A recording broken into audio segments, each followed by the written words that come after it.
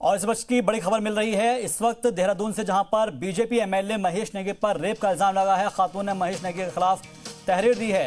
खातून ने तहरीर में कई तारीखों का भी जिक्र किया है। खातून के खिलाफ ब्लैकमेलिंग की शिकायत की गई है। दोराहाट सीट से बीजेपी एमएलए हैं महेश नेगी। इस वक्त की ये बड़ी और अहम खबर आपको बता दें, देहरादून से मिल रही है, जहां पर बीजेपी एमएलए महेश नेगी पर रेप का इल्जाम लगा है। खातून ने महेश नेगी के खिलाफ तहरीर दी है और तहरीर में कई तारीखों का भी जिक्र किया है। खातून के खिलाफ ब्लैकमेलिंग की शिकायत की गई है। दोराहाट सीट से बीजेपी एमएलए है महेश नेगी, जिनके ऊपर यह इल्जाम इस खातून ने लगाए हैं। तो इस वक्त की ये बड़ी अहम खबर देहरादून से, जहां उत्तराखंड की सियासत में ये भूचाल ला सकती है, क्योंकि बीजेपी एमएलए महेश नेगी पर रेप का इल्जाम लगा है और खासतौर पर खातून ने महेश नेगी के खिलाफ तहरीर भी दी है।